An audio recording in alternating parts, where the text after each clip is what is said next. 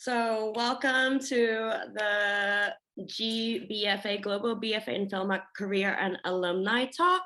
I'm Yoshiko Shimada. I'm the Student Relations Manager and I work in the Career and Alumni Office at PCA. I'm so excited to have our guests here because if you don't know what the GBFA and Film Art program is, it's a collaborative joint BFA program between Emerson College and Paris College of Art in film art. And I wanted to put this talk together between the two institutions because a lot of our first cohort will be graduating from this program, will be graduating next year. And I thought it'd be really exciting for them to meet alumni from both of our institutions. Obviously, we don't have any graduates from GBFA yet, but luckily we are partners at Emerson. They have a film degree, a film program. And at PCA, we've had students working in the film industry and with film and light and visual moving images. So I'm really excited to share, for them to share their stories with you of having graduated and what they're doing now and all of that. So without further ado, I would like to introduce our pro dev talk. It's a Zoom call with a bunch of it's all right. So without further ado, I'd like to introduce our panel today, who is Hal Zhang from Emerson College, class of 15 in film production, who is a film director and writer right now, currently in Beijing.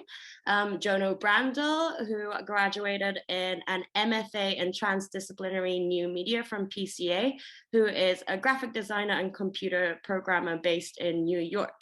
And last but not least, we have Mary Saissellin, who also graduated with an MFA in transdisciplinary, word is a mouthful, transdisciplinary new media.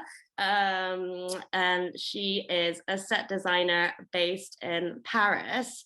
So I'd like to go ahead and invite what the panelists will do is they'll talk for 10 minutes about their artwork and what they do, and then we'll open it up to questions at the end.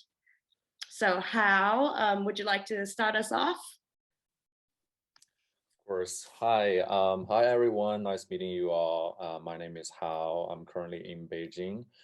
I graduated from Emerson in 2015 with a BFA film production degree.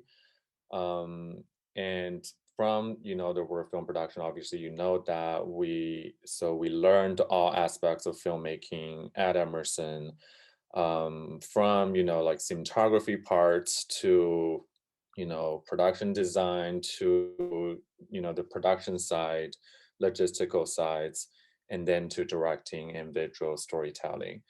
And then after that, I gapped a year. I did some internships. I did 2 internships at a time. One was at New Regency. At the time, they were doing The Revenant, and I was in their story department. And then the other place that I was interning at was Paramount Pictures, and I was at their post-production department. So actually working at those 2 places made me realize how I don't enjoy an office space and how I really, really wanted to create, my own stories.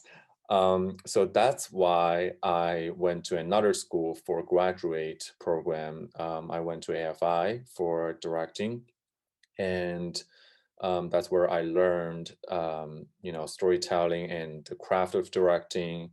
And after that, I made, a couple short films, which gave me exposure and gave me opportunities to sign my reps and to be able to, participate in a lot of different programs in both the US and China. And currently I'm developing my first feature film, which hopefully we'll be shooting by the end of the year with a Chinese studio. And that's what I'm doing in Beijing.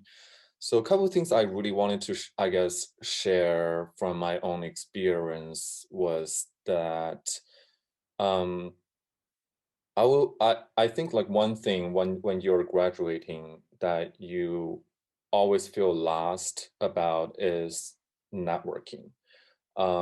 Because at school you were only learning about the craft. You sometimes like you were learning about the ideas of storytelling, but you were never, even with internship, you were never really truly part of that industry yet. So at school, I remember when I was at Emerson, I always felt that, okay, I really need to meet those people, right? I need to get myself in front of those people so that they remember me, and somehow I can get a job. And I was like, like I'm gonna be that guy who pretty much gonna be so hardworking, and I can be your like personal assistant. I can run errands for you, and as long as you give me an opportunity. With that mindset, went to, because Emerson had the Prague program. So I went to the Prague program. I tried my best to meet people there. Um, and then I also went to Cannes in 2014 before I graduated, because I was like, okay, I wanted to have exposure. Um, but then I quickly realized at Cannes like I would say the essence of networking. So like when I was at Cannes, I tried my best to go into every party that I can sneak into. I try to meet everyone. I try to introduce myself. I printed out my business cards, and then I sent it out to people. And I did meet a lot of people. Um, but then you quickly realize that you have nothing really to talk with them, and you don't have anything they need, and they can't really help you um, at all at that moment. And when you say something like, okay, I want to be your personal assistant, why you, right? Like they don't know you, and they don't trust you. And that's when I realized that, okay, you actually need to have a work, right? Like you need to have something to showcase your talent in order for them to help you, right? So after that, I try my best to make my own short films, and I made a lot of short films. So from Emerson until now, I've made about 15 short films, and all of them are narratives. And those ranges from, like zero money, just me and my friends, to a $500,000 short film. So like it ranges from so many different places, right? But the key thing is you just have to always produce like your own work in order for people to see. And the best way to network, I think, is you when you have a very good work in front of people, those people will come to you instead of you going to them. And that's when you have the most advantage over the situation. That's when people come to you and they wanted to know you, they wanted to know if they can be working with you. That's when you have a choice, that's when you have that advantage, right? But then the basic thing is you need to have that work.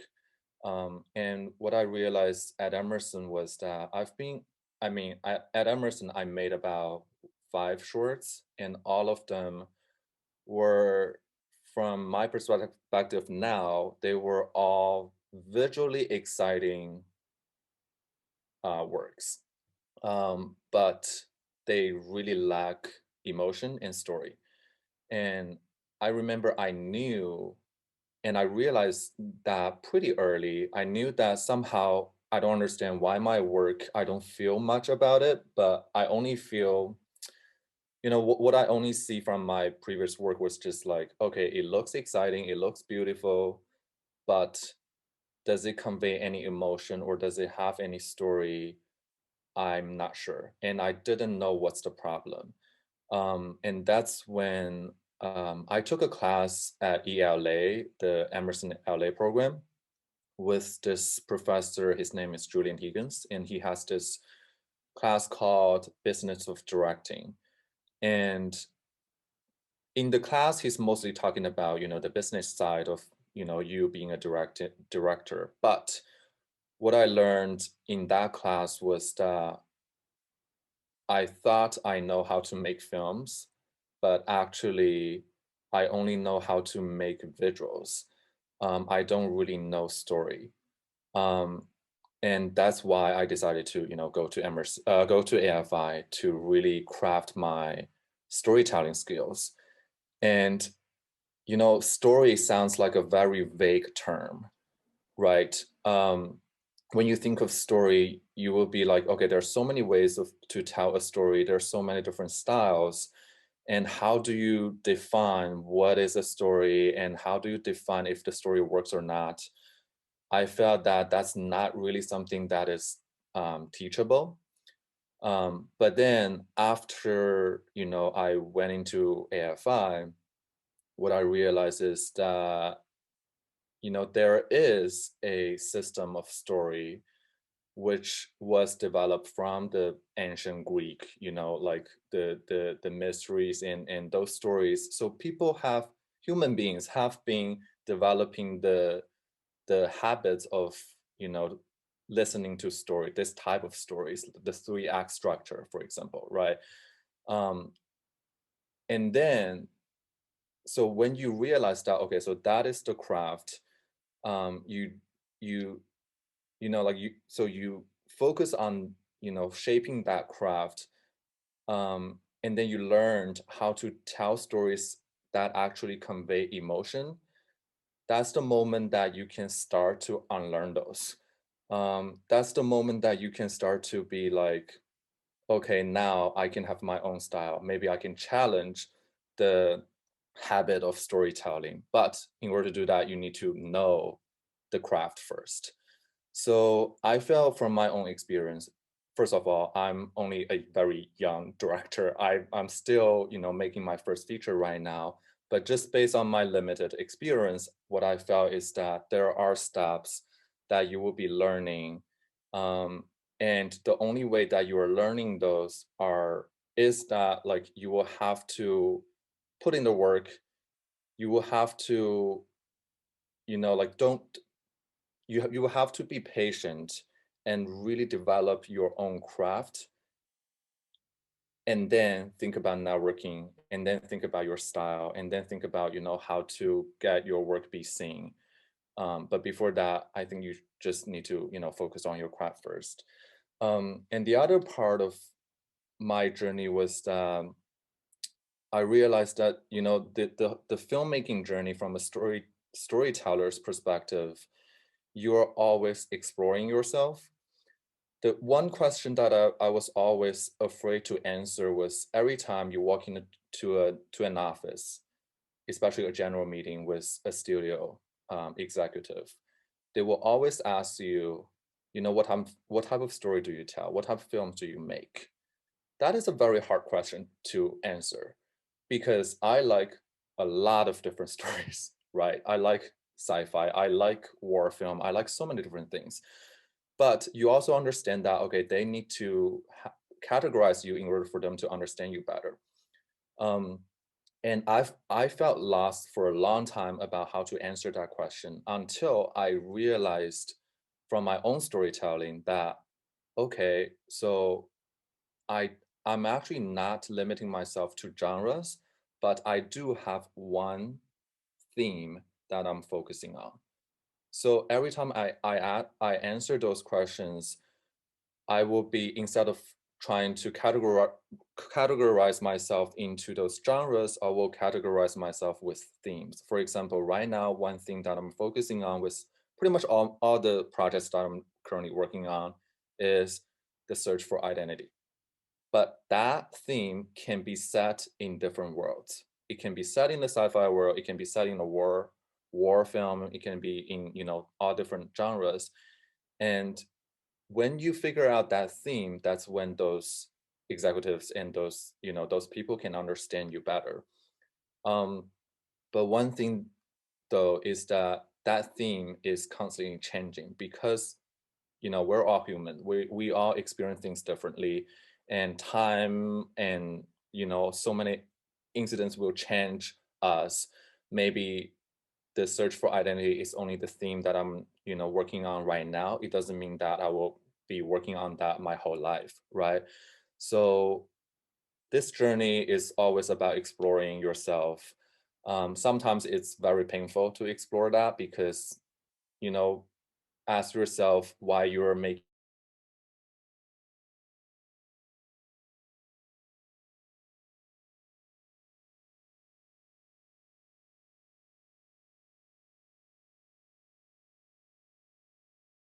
this All path. right. Hi, Hal. We lost you there a bit. While I think Hal's trying to get back on, we can introduce Jono so that Jono can, we'll let Hal get back on. So Jono, do you want to introduce yourself and talk about your works and what you work on? And yeah. Sure. Hi, everyone. Thanks for having me, PCA. I just prepared a short presentation based on questions that Yoshiko asked. My name is Jono. I graduated last year from PCA in the Transdisciplinary New Media MFA program. And so I'm not a filmmaker, but moving image is a big part of my work. So I'm just going to show a couple pieces and then talk about what I'm up to. So Yoshiko's first question was, what did you make at university? I made two projects that I'm going to show. This first one is called Des Objets Reconnus, and I'll open this up. It's it's a 18-hour video that was meant to be an installation, but because of the pandemic, became a only virtual video. And I'll just mute the sound. On the right-hand side, thousands of famous oil paintings kind of cycle through from different periods and styles. And on the left-hand side, there are keywords that show what an object recognition algorithm sees within those paintings. And so when those keywords are found, the painting is stretched to show the portion of the painting that kind of triggered those keywords, like which of those pixels. The algorithm also is able to see kind of what colors are there, and so that influences kind of like this gradient that the keywords lay on. And there's also a confidence value that the algorithm kind of understands what objects they see. And so the kind of like wispiness of the material represents kind of how not confident the algorithm is. And this project is meant to kind of like both give a sense of, you know, what is our perception of these famous paintings, and also, you know, state-of-the-art algorithms today. So that's the first piece that I made at PCA. And the second piece is called Harm to Ongoing Matter. It's live visuals that I did at La Gaieté Lyrique in 2019. And I'll just play like a little sample of it. This is a video art piece made out of the documentation from the event. So superimposed on the front is the concert that I did visuals to. It was for an artist. Her name is Christina Chatfield. She's kind of like pretty, say, like IDM style techno. And when we met, we decided to you know, try to root the concert in something that was a little bit more kind of like prescient at the time. And one thing that, you know, as two Americans, that we were both kind of like really conflicted about is the impeachment process on the president at the time, Donald Trump. And a couple months before the concert, the FBI released a document that basically cataloged their investigation to see whether Donald Trump colluded with the Russian government in 2016. And so I used the document, 450-page document, as the source text to display as visuals in this concert setting. And over the 2-hour set, people got to see 2/3 of the document. We didn't get all the way through, but kind of to the beat and to the music, we're kind of like actually rifling through every word that's in the document.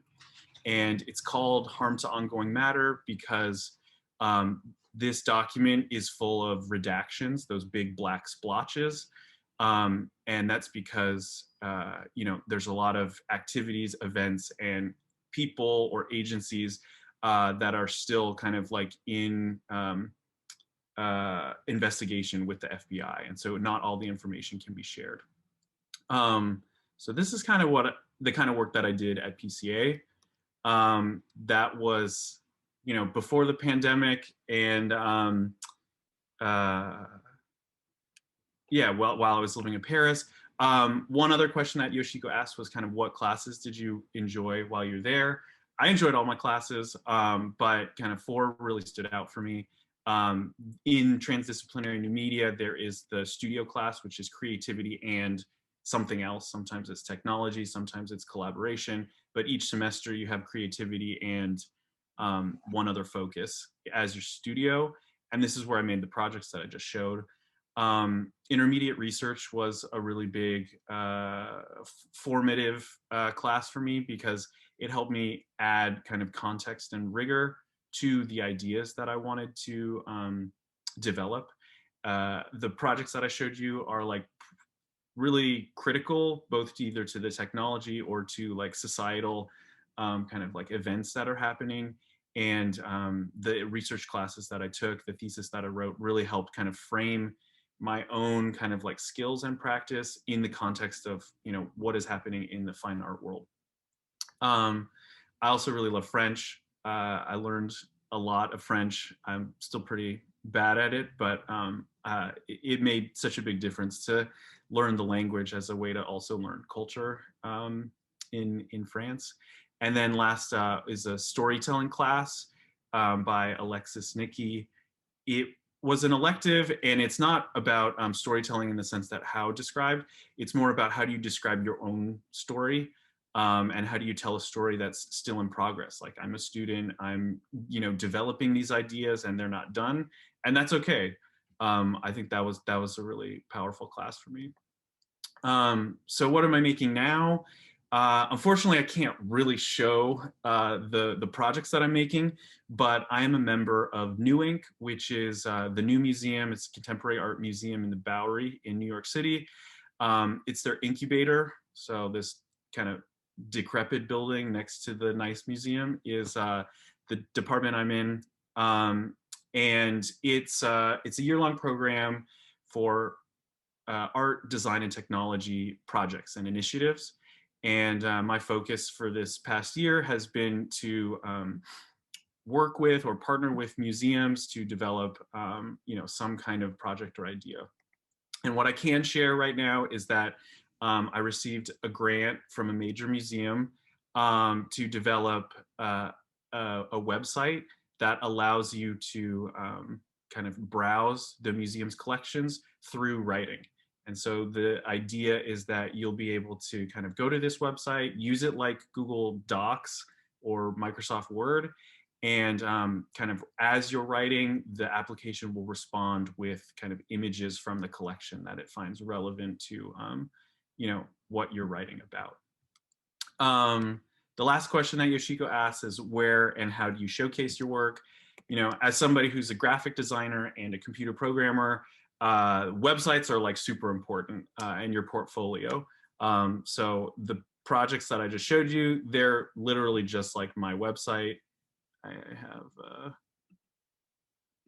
homepage. I use Cargo, which I saw an email from Klaus recently. Like, Cargo offers a free year subscription, you know, for PCA students, and it's a pretty easy interface to basically. Well, I have to log in, so okay, I won't show you like the admin interface or anything, but it's pretty easy to, you know, edit and, you know, add videos, add content, and I think I kind of focus on websites more than, you know, social media these days, because I feel like you have a lot more control of what kind of story and idea you want to present. So yeah, that's my short presentation. Thank you so much, Jono. Thank you so much, Jono. I believe we have Norman in here who has worked at the Gaieté Lyrique as well, so that's exciting. Okay, next we will move on to Mary Saissellin, who is a set designer. I'll let her present her work, and then we can go back to Hao and listen to the last bit that we missed of his talk.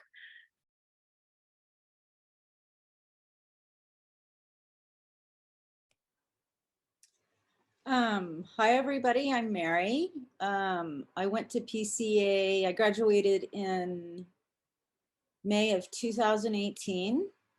I was actually just doing the math. I've been working in film for 31 years.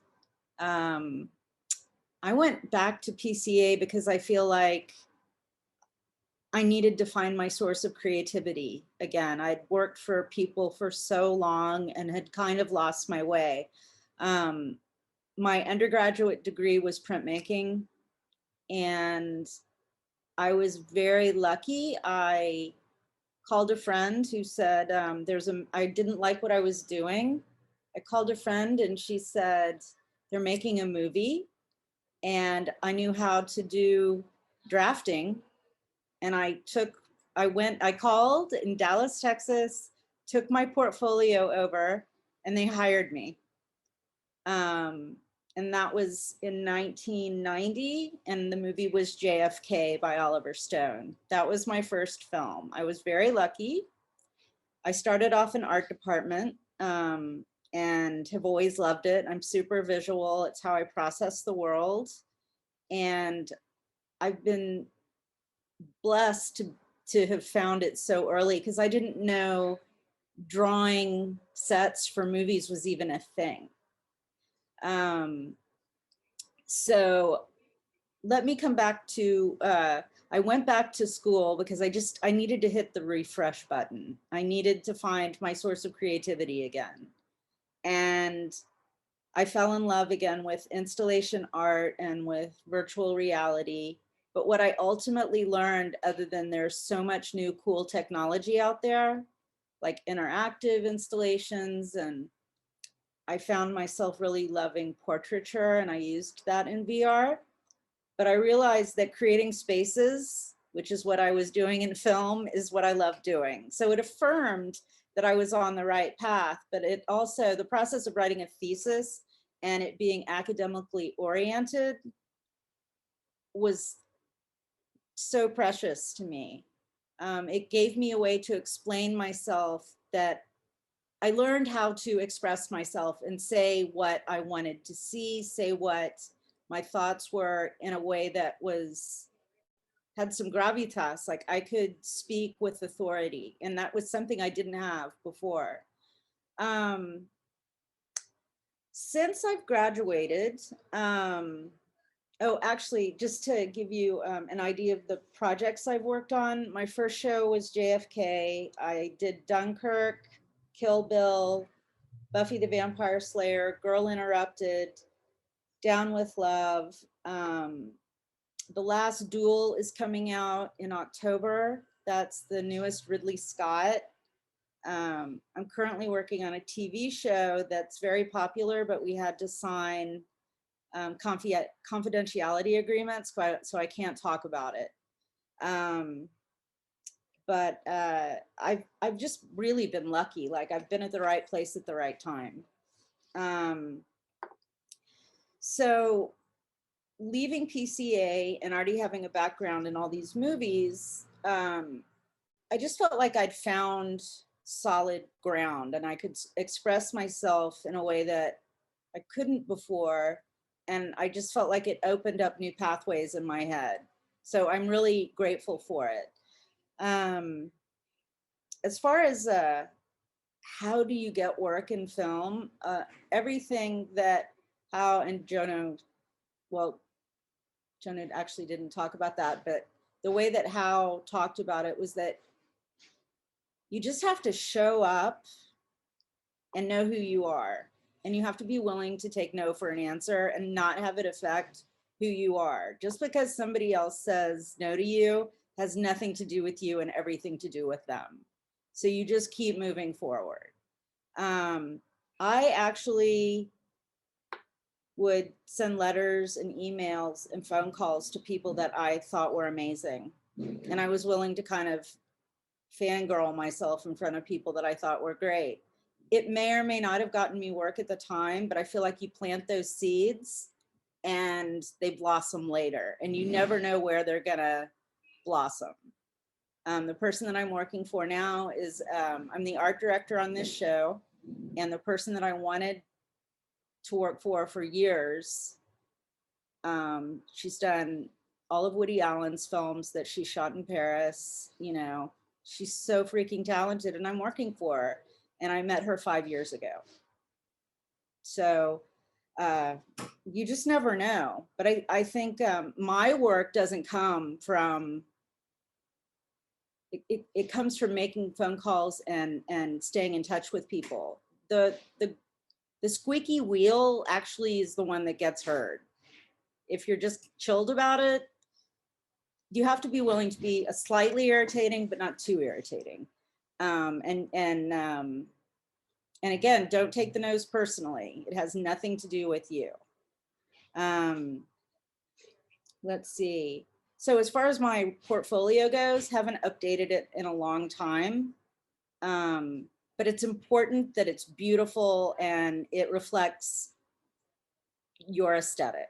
I think that's super important, because when it does count that you show it, you better have a good one, especially if you're in something visual. If you show a half-assed website and your job is visual, bad. Let's see. The stuff also that I've done since I finished at PCA is I'm teaching at La Femis, which is a French film school. And I am teaching them how to design movies. And I love it. They only accept 4 students per year for each métier, like for directors, writers, cinematographers, editors. And it's a very different process than in the United States. And I love working with the students. It's fantastic. And I think actually, Yoshiko, you asked about how to support your creativity. Yeah. And I think that's been something really important during COVID, because for a lot of people, their sources of inspiration have evaporated. The museums are closed. I love contemporary dance. There's no more contemporary dance. Restaurants, socializing, everything has fallen by the wayside. And I started creating little creatures with clay. I started doing collages with another person that graduated from PCA, and we send them to each other. I make myself, I'm sorry. I make myself watch and do things that make me uncomfortable, because I need to stretch, because it's really easy to get lazy right now. And I don't know, I think like I will watch movies that really like make my skin crawl, just because war movies freak me out. But when you watch those, you're going to have a new experience, and it sort of opens a new door to seeing things in a different way, even if it's not a pleasant experience. My work as an art director has little to do with the fun work of creating the story, and everything with how to support the story. But it's very technical. It's about, where do you put the set on the stage? What location best suits this character? How many chairs are in the restaurant? How tall does the wall need to be? For the shot to be made by the DP, who talks with the director, who talks with the producer. So it's a long chain of information, and then the art department distills it and hopefully delivers something that supports the whole story. And in the end, you hope that everybody looks good. You know, it's not just one department that overrides. It's a whole package. That's what I've got. Thank you so much, Mary. Oh, and then I believe we have Hao back online.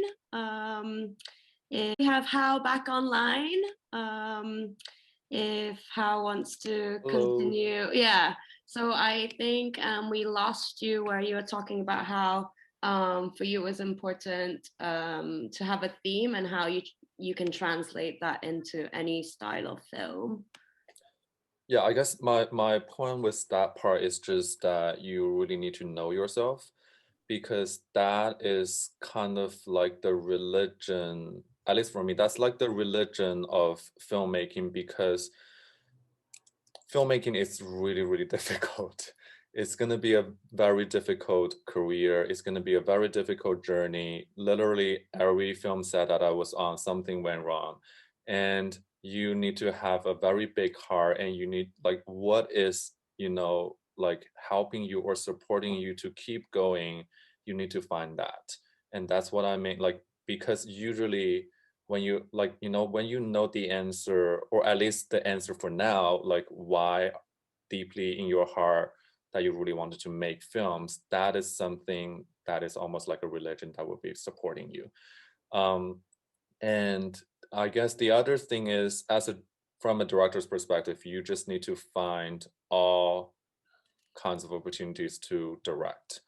And that directing is not something that you can be like an assistant first, I guess. And then you just need to start directing. And whether it's from applying to grants, applying to fellowships, or it's just, you know, with your own phone and shooting something, and, you know, like you just need to keep practicing, because that's like a muscle that you have to keep practicing on. And the other very big, I guess the last important beat that I felt that is worth mentioning is collaboration, because, you know, your friends right now and your classmates right now, they're your closest allies. And, you know, how you collaborate, it's not like learning how to collaborate is also a process. It's not something that I guess you were born with. Like, you need, as a director, obviously you are directing the actors, but you also need to know how to direct your crew. And directing your crew means, you know, collaborating with them rather than, you know, commanding them. So I guess, you know, those are the things that I think were very important that I learned, you know, so far. Thank you so much. Well, thank you so much, Hao, Jono, and Mary, for telling us about your journey from being in school to, you know, doing your first work out of school and where you are now. I thought I put this panel together because I know the Global BFA and Film Arts students, they probably want to be filmmakers and make films, but I thought it was important to show, you know, works, the different fields within the industry that you can go into as well. So yeah, thank you, Hao, Jono, and Mary. So right now I'd like to open it up to questions. If our guests have anything to ask to our alumni.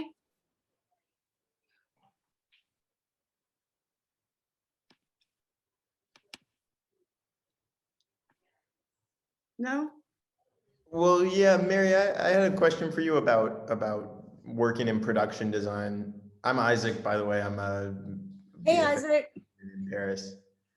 And I'm interested in cinematography mostly, and I feel like it's similar to production design in the sense that a lot of what you do is supposed to go unnoticed, sort of, and sort of blend into the larger film.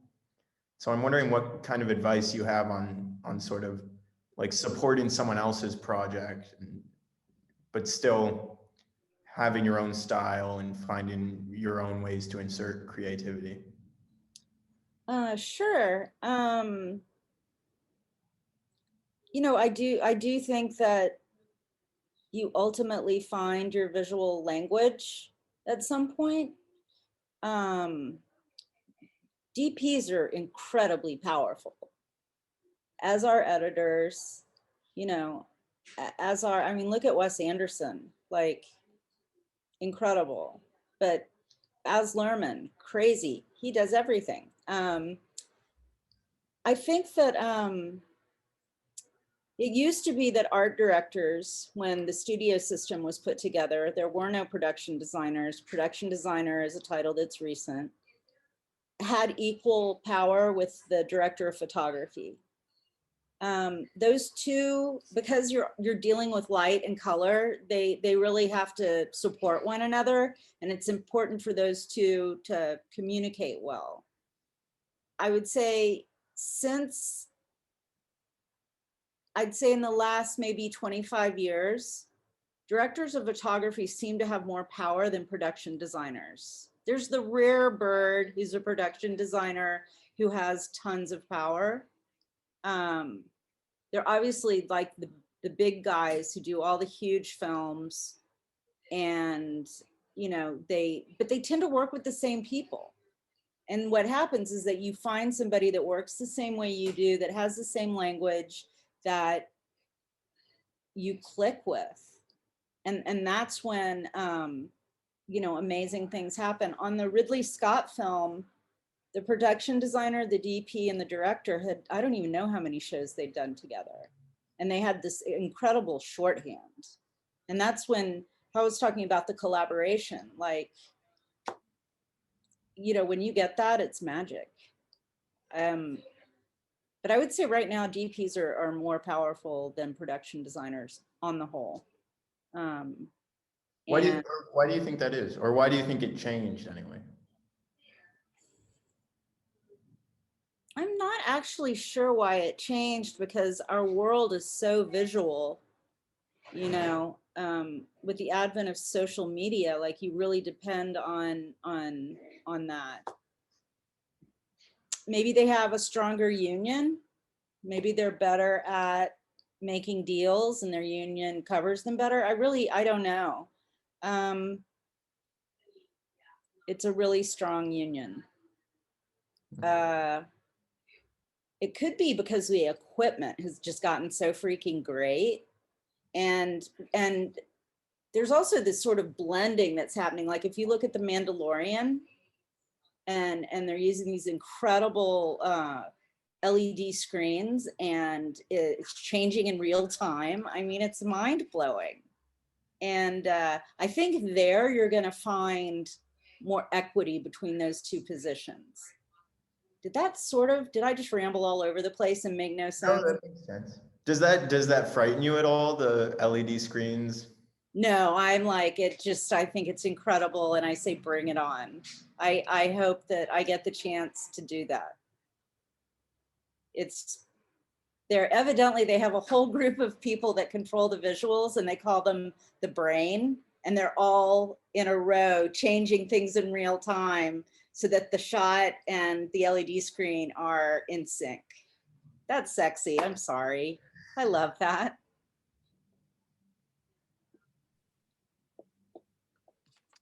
I think I might have a question if I can go. My name's Keenan, by the way. I was just wondering, in a situation where you might feel intimidated or something feels a little bit like a project might feel overwhelming, is there any way that you can sort of prioritize maybe specific segments of the project? How exactly, or what do you focus on first, or I guess how do you handle the more intimidating projects? Can you explain a little more? I mean, sometimes the project's intimidating, sometimes the people are intimidating. Could you be slightly more clear? Yeah, so, sorry, I'm trying to find No the right worries, no words, worries. but, say for example, someone comes to you with a project and it seems like you're not exactly sure how to figure out the best way to handle it. Maybe yeah, like the people, you're not really sure how to work with them, or you're not really sure if you can click with them.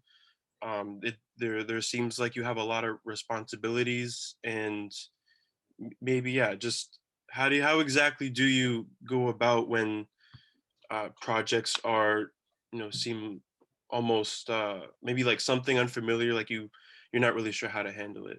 Is that a little bit more specific? Yes. What is your focus, area of focus? Do you have like editing or directing or writing or Yeah, I was thinking more along like the directing perspective. directing is an animal unto itself because you have to get the financing and you have to make a lot of deals with a lot of different devils to get your projects made. And the project might not end up anything like you started off creating. It's a very hard position. You have to have confidence and you have to really be able to pull it together and tell people what you want. You're the one that has the vision. And that's experience. Because it's about solving problems the whole time. Start off little. And when you have a situation where you don't know how to do something, I talk to people that I know are good at what they do and I ask them. I follow the footsteps of people that have been successful in what they've done. And I ask questions and try not to have any ego about it. Because there's always a bigger dog. And the only way to get to the place where the big dogs are is by going out there and doing it and making mistakes and asking questions and keep moving forward. So it's just time and experience and a notebook where you write everything. Always have your notebook. Keep all the notes. Know what's going on the best you can. And if you're a director, have an assistant. They'll keep you on the path. Here's a little bit more of a specific question. I really want to hear from your perspective. How do you differentiate a big ego versus confidence? I don't really think in the end it matters what they're doing. I think it matters how you react to it. Don't burn bridges, be gracious. Doesn't matter what the person does, craft service to producer. Don't be a jerkhead. Yeah.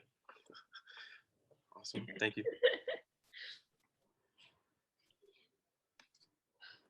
Do you have any other questions for any of our alumni guests? I have a question. Yeah, go ahead. It's Rocky, by the way. I have a question for Hal, and I want to ask, as a director, do you write a lot?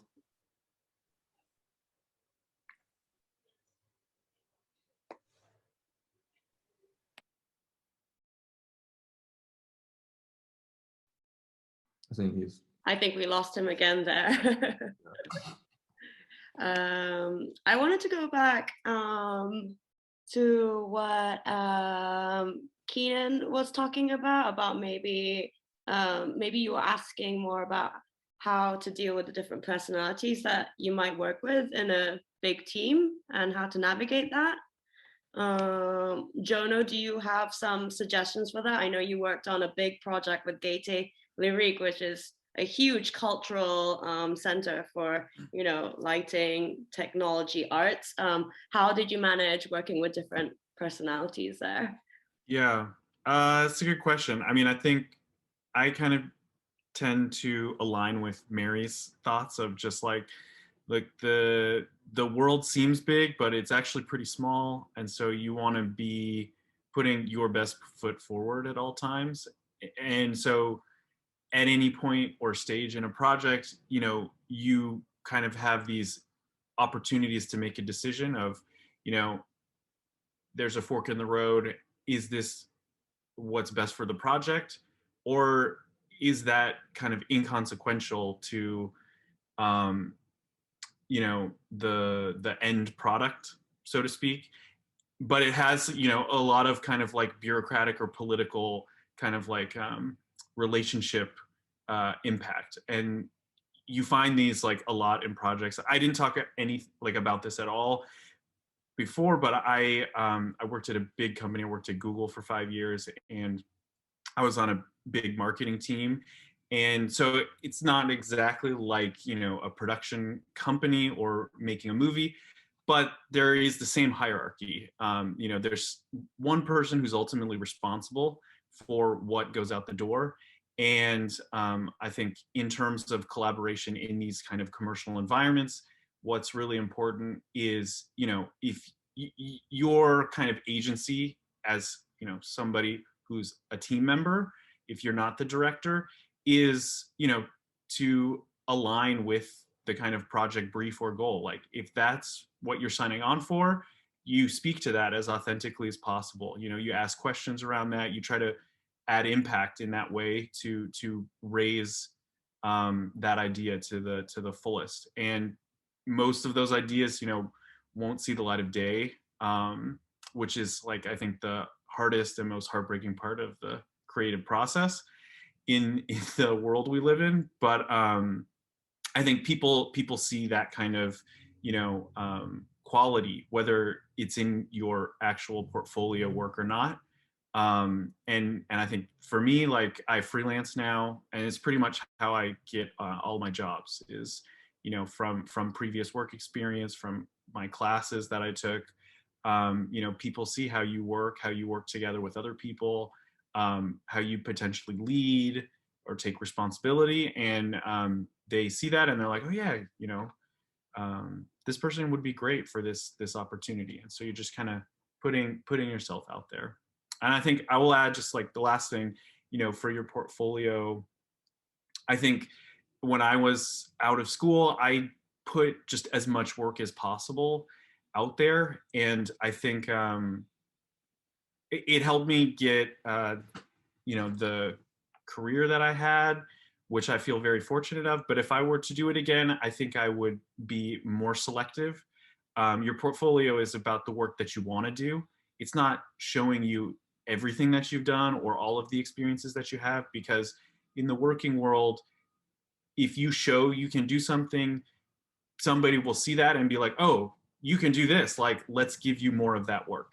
And so if you're not into writing, like don't show your writing, you know, because people will find that and be like, oh, I saw this in your portfolio, let's tweak it in this way, or you have this skill set, like let's kind of add on top of that. And that goes to also, you know, the in the realm of collaboration. You know, if you're on a team and you're supposed to be, you know, the art director, but there's, you know, for whatever reason, like a photographer didn't show up, you can do those things, but it's your choice if you kind of step up to the plate to take that on. And you know, if you do great, like they're going to give you more of that work and that opportunity. So that's kind of how my like ethic in collaboration is in the working world. Thank you. Yeah, I guess like, yeah, learn you can learn to say no, and you can learn to, you know, be like, this is what I want to do, and yes, I can do these things, but this is what I really, really want to do. So yeah, that's good advice. Yeah, it's maybe not always like, I don't want to do that. Like that's not how you say it. But there are these kind of like, you know, ways that when you show that you're good at what you want to do, people see that and they you know, want to give it to you. And you know, I personally don't know a lot of directors, but the few that I do know, people gravitate towards them because, you know, they have this sincerity and enthusiasm for specific ideas that just kind of like, you know, all the other problems dissolve, and it's like it's about these kinds of ideas. And I think that's powerful. That's, you know, as you mentioned, Keenan, like that's a hard thing to do when, you know, there's hundreds or thousands of people working on a project with like deadlines and, you know, lots of money tied to it. So yeah, it's, you know, props to them. Thank you, Jono. And I think we have time to answer Rocky's question that got cut off. Rocky, do you want to ask Hal your question? I heard it. Sorry, I heard the question, and I don't know why I hear everyone, but for some reason you guys can't hear me. But anyway, so yeah, to Rocky's question. So I do write, but I usually co-write or have other writers write it. So so far I've never written my like on my own at all. I usually have a co-writer. And some, like for example, right now I have three film projects, and I'm co-writing one with one of the writer, and the other two projects are both written by other writers, but the ideas came from me. But I really love the collaboration with the writers. Okay, I also want to ask, like, how do you handle the situation when the actual scene you have is very different from the script or your idea? You mean the actual scene? I mean, the actual set or the actual situation. It doesn't satisfy this, what you really Well, want. first of all, that rarely happens. At least on my side, because usually it's all based on the script, but sometimes like it will only happen if it's my choice, I would say. So like, for example, one of the shorts that I'm making, I knew from before the production that I'm gonna be working with non-actors, right? So I knew that I'm not gonna give them script. I'm only gonna give them situation, and I'm gonna have them improvise, the scenes. So, so those.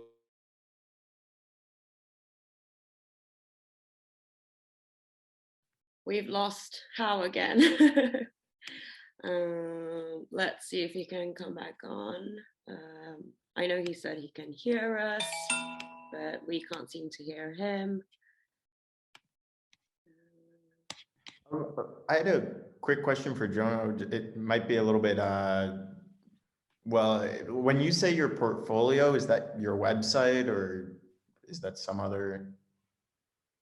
Yeah, for me, it's my website. But, I also have a reel, because there's kind of like moving image is a big part of the work that I make. And I think, part of the selection of what that is something that could define you. If you're a cinematographer, probably most people have a reel, but, maybe you have a TikTok where you just have like, lots of different shots that you have. And that's what you show to people when you present to them. And I think that's, a different way to kind of describe, your story, your style. And I think thinking about those formats creatively is a big part of, what it means to be a creative person in these kind of like commercial working worlds. Right, to like curate your own work. Jeez. Sounds tough. I mean, it is, but it's simply your perspective, because like, all this stuff is pretty much like streamlined to look exactly the same. So it's how much can you put yourself into some of these processes as possible. People will see that eventually. So, I'm not saying you should use TikTok as like your format for your portfolio, but, being able to think about like, the things that you are most proud of out of your work, are they long, shots? Are they kind of like short clips? And then kind of understanding like, I have these kinds of assets. What is a place that kind of like facilitates that, the best? So I will say, not maybe for cinematographers, but like a lot of photographers, Instagram obviously is like just a place where you can have a following and kind of tie a social narrative to, your work. I think for me, a lot of the work is kind of digital. It has kind of the sense of like a microscope on a, like it is looking at the world. And so it's like not important for me to like have comments or likes on the pieces. But for some other work, it makes sense to throw it on YouTube and to show, look, like it reached this community in this way. And that's something powerful you can, show. Like I know I feel like I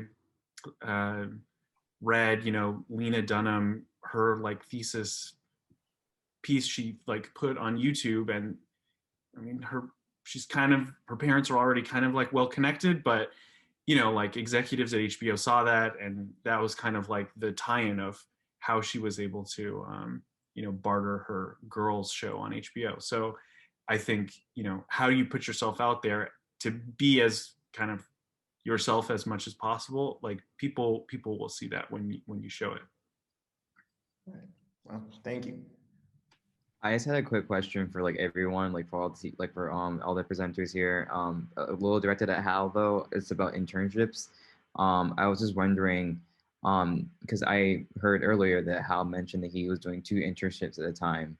Do you recommend doing multiple internships at a time, and trying to balance that out? Or what do you recommend when you're applying for internships? Do you recommend like doing multiple at the same time, or just focusing on one? You guys can hear me? Cool, I'm on my phone now. Great. So, I mean, in my situation, I do recommend, because at the time, my goal was to, there were 2 goals, right? One is to learn. The other goal is to have exposure. And so definitely I will advise you, if you can, to do like, but probably not more than 2 internships at a time, at one time. So what I did was that at ELA, I go to Paramount 2 days a week, and then I went to New Regency 2 days a week.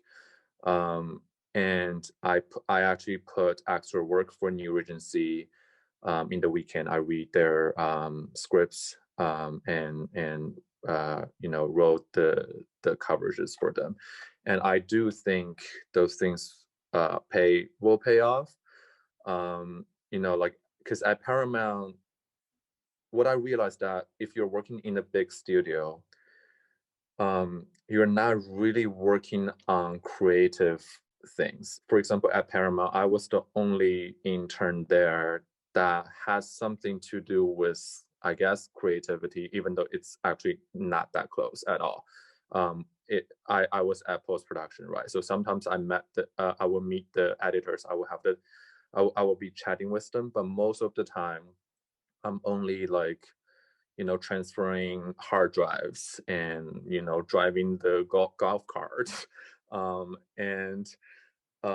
But, at a smaller company, like New Regency, especially in the story department, you are reading scripts, and you are, I guess the one advice for that is that it's not even about the scripts are good or bad. It's more about how you learn to read scripts from a story executive's perspective. Because after you read the scripts, you will have a coverage, and you will send your coverage to your boss, and your boss will give a review. And if they don't give you a review, you need to ask for one, because that's the learning part.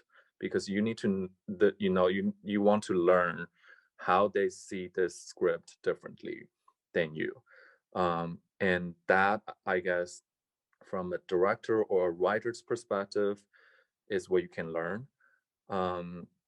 But again, like for me, I wasn't trying to go into the office track. So I guess another thing I learned is that, office didn't suit me. So yeah, to your question, I would advise, you to do, let's say, 2 internship at one time, if you can manage it. Thank you. Hi, my name is Rakita. I just had a quick question. Sorry if this was already addressed. I came in a little bit late, but do you have just any advice in general about producing? So I was working on a couple short films this semester, and I took on much more of the producer role.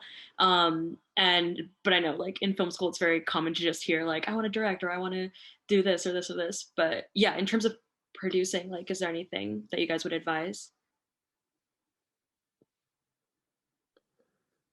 I would say that, well, like, I'm not sure if you wanted to be a because there, you know, like there are so many different types of producers, right? And I'm not sure if you wanted to be a line producer or do you want to be a creative producer? And are you trying to work in TV or film? Because they're all very different. I don't know if you have Yeah, an so I answer. think I definitely want to be more of a creative producer. I've yeah, no, definitely more of a creative producer. And my specific goal with filmmaking is for South Asian American representation or just South Asian representation in general. So I was leaning into TV, but I guess in the start of my career, whether that be like short films or just like building the right community, that's like my angle when post graduation and Well, everything. I would say from a basic standard like perspective, I would say definitely try to do a couple of things. One is since you want to be a creative producer, you need to understand story, right? And so from a story development perspective, you need to learn story structure. You need to learn all the basics about stories. The other part is line producing. Even though you're a creative producer, you still need to know the line producing side very clearly. And I would say the other part is try your best to go to as many festivals as you can, because you need collaborators. You need to find directors, maybe like younger directors who you may be able, who may have the same, like where you're saying like South Asian representation, like goal. So like you need to find your collaborators. And the way to find that is to go to festivals, go to film schools. Like for example, if you're in LA, go to work on AFI sets. I would really recommend that because you actually learn a lot. Yeah, that would be my advice. Awesome, thank you.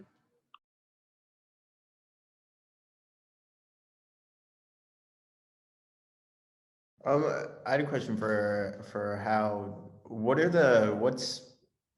it like to, I mean, you've made films in the States and in China, right? And what are the differences in production? Uh, yeah, what are the major differences? Wow, a lot. So in the US, it's all about rules. I'm only talking about, I guess I'm talking about studio filmmaking. So like, because I just wrapped a Disney short in LA last year, end of last year, during the pandemic, and working with the studio in the US as a director versus working with the studio in China as a director, it's totally different. In the US, there are a lot of rules, there are a lot of union rules, and you just need to follow all those rules. In China, though, there's no rules. It's all about human relationship. And that can be good and bad. The good thing is that as a director, you actually have more power in a way, like you have more say. But the other part is that nothing is certain, like because there's no rules. Anything can go wrong at any moment. But then in the US, there's a structure. Which do you prefer, do you think? I don't hate any of them, I would say, because again, like as a director in China right now, there like for me, there are much more opportunities in China, because like I guess China right now is the only market in the entire world that supports first-time directors on big studio projects. I would say that, because in the US, none of them will do that. If you go to A24, they will only support you if you've already directed a feature. But that's from an opportunity perspective. But in terms of working, I guess like the working structure, I will prefer the US better, because I enjoy working within like 10 hours. But in China, it's like 24-hour day. So Hi, I have a question for Hao, if that's okay. My name's Tim. I'm from Russia originally, but I've been studying in the States for a while. And as we approach graduation, I'm starting to think about where I want to take my career after that, in terms of whether I want to stay in the States or also work in my home country of Russia for a little bit. And I was wondering what prompted you to make the choices you made after graduation. Did you know you wanted to work between the United States and China, or was that something that came about along as you were growing as an artist? For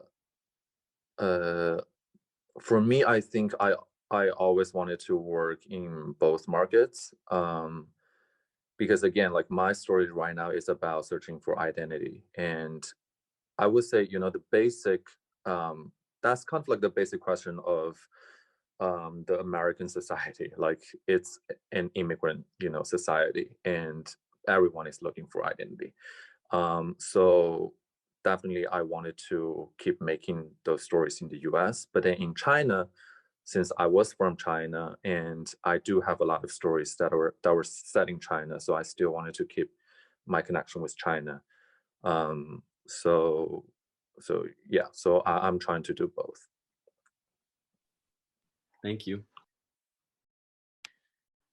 Well, thank you so much. I'm sorry, but this is all the time we have of this really exciting first roundtable of the GBFA Film Art Career and Alumni Talk Series. If you have any other questions for our guests today, you can go ahead and email them to me, and I can get you in touch with our alumni. I wanted to say thank you to everyone who joined us today, especially to our alumni, Mary, Jono, and Hao. Thank you so much. I hope you have a good weekend, and yeah, have a good day. Thank you, everyone. Thank you. Bye. Thank you.